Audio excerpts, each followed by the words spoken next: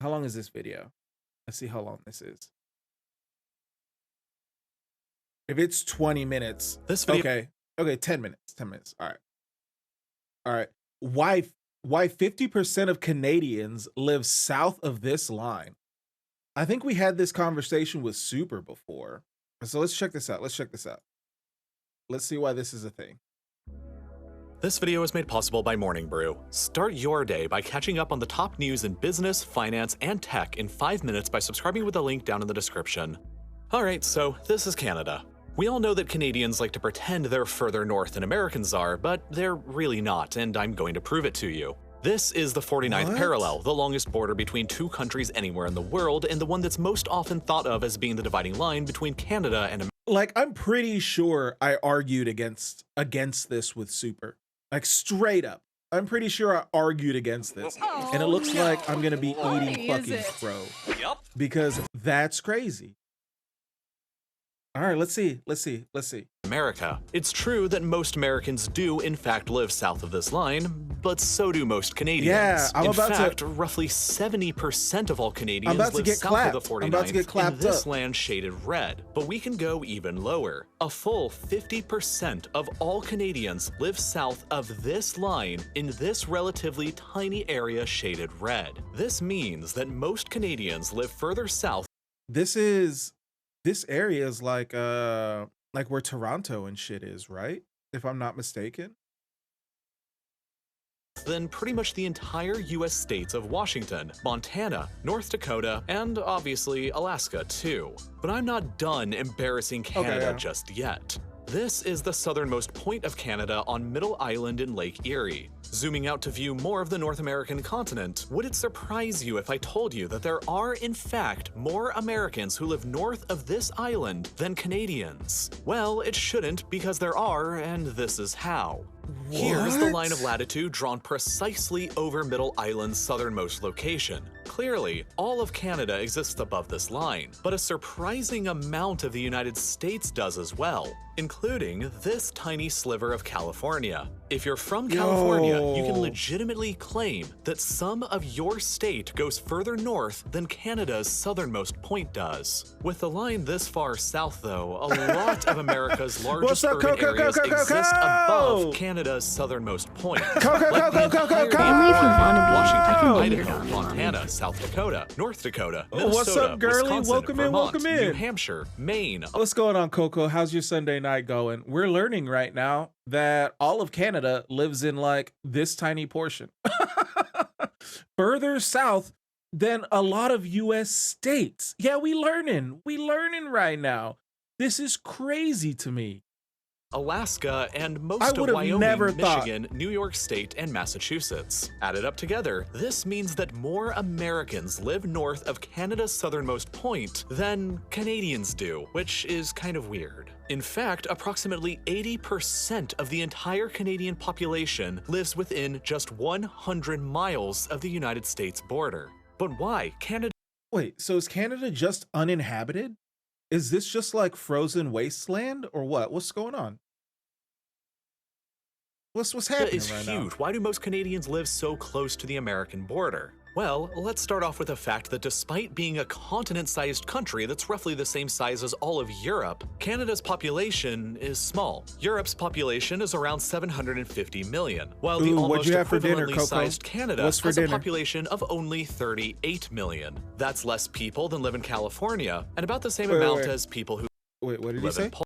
Million, while the population is small. Europe's population is Oh, around okay. 750 million, while the almost equivalently sized Canada has a population of only 38 million. That's Oh, I less didn't know people that. than live in California, and about the same amount as people Canada, who live in that's Poland. pretty 38 small. That's million a small people can't population. possibly settle densely across an area of this huge size. And they haven't. Instead, Canada's small population exists in faraway spread out pockets of population like Vancouver, Calgary, Edmonton, Edmonton, and most significantly, the dense urban and industrialized corridor here between Quebec City in the northeast and Windsor in the southwest. Half of Canada's entire population simply lives within this 700-mile stretch of land that includes Toronto, Ottawa, Montreal, and Straight Quebec up, City. it's just a And it's all big-ass because tundra. of geography and history. As you're probably aware, Canada can get pretty cold. Half of the country is covered by what's called the Canadian Shield, a huge area of exposed rock with only a tiny layer of topsoil where farming is effectively impossible and winter temperatures are severely cold. You just can't have didn't know people that. or civilization That's just without straight up food. rock? So that effectively eliminates most of Canada from ever being able to have many big population centers. Instead, Canada's civilization developed down here away from the Shield, and where large-scale farming is actually possible. And it's possible primarily because of these. The Great Lakes. These are the largest collection of freshwater lakes anywhere in the world by surface area that pretty much act in a similar Great way Lakes as are an inland basically sea does, like the melted Mediterranean or the glaciers, Baltic. right? The lakes soak Isn't up that the heat idea? and cool the That air they're down in the they were summertime, glaciers? and then they radiate that heat That's why back they're out freshwater? slowly throughout the autumn months, preventing the area that surrounds them from getting as cold as the areas that don't. When combined with a frequent influx of warm, moist air coming up from the Gulf of Mexico, this does wonders for warming up the surrounding region's climate. So because of this effect, the Quebec City-Windsor corridor has richer and deeper soil than anywhere else in Canada does. And that means that large-scale agricultural farming operations that can support a large population are possible here and almost nowhere else where it's just too cold and too rocky. The climate is so good here that it's even possible to grow fruit in orchards and even establish wineries. But the climate and agricultural potential is only half of the reason why this is where most Canadians live. The other reason is geopolitical significance and power projection.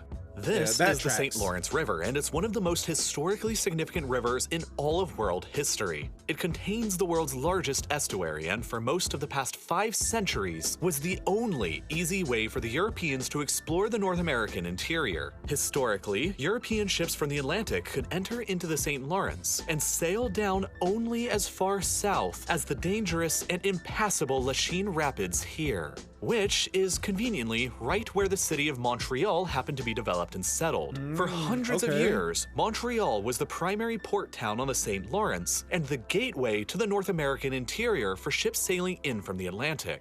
But over the centuries, humanity expanded upon nature's limitations. Eventually, in the early 19th century, the Canadians constructed the Lachine Canal across Montreal Island to bypass those dangerous rapids and, combined with a complex series of other canals and locks across the other various lakes and canals that culminated with the St. Lawrence Seaway being opened up in 1959, ocean-going vessels could finally and freely travel all the way between the Atlantic and each of the Great Lakes, which established cities like Toronto, Buffalo, Detroit, Chicago, and Duluth as other important trading ports with access to the world's oceans. This is partly why cities like Chicago in particular became the epicenter of the American railway system. It's relatively centrally located within the country, and This with is access to the Great Lakes and the crazy. St. Lawrence, goods can be imported and exported from here across the world's oceans. Because of all this, a massive amount of lucrative trade has flown along the St. Lawrence for decades, and all of it has to pass through the ports of Toronto, Montreal, and Quebec City, increasing all of these cities' prominence and leading to them becoming the top destinations for immigrants coming to Canada from abroad.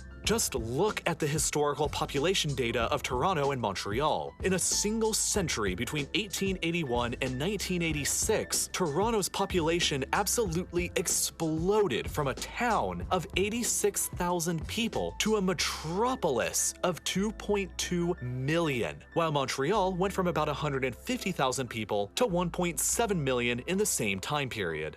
That is why currently about 50% of all Canadians live south of this line, and why around 80% of Canadians live within 100 miles of the United States border. The border that's been closed for over a year now and is finally opening back up again next month. In response to COVID-19, Canada shut the entire border down with the United States to non-essential travel back in March 2020, and they're finally opening it back up again on August 9th after 1 year and 5 months. which is the longest the US-Canada border has been shut down for since the War of 1812, more than 2 centuries ago. A lot of what's happening today is based on what happened yesterday or last week. As Canada's long border closure with America has finally ended, and as someone with friends in Canada who visited the country often from the States, these events directly impacted my life over the past year. I was literally in Canada in March before the border was closed, and left back to the United States without realizing that it would be nearly a year and a half until I would be able to return again.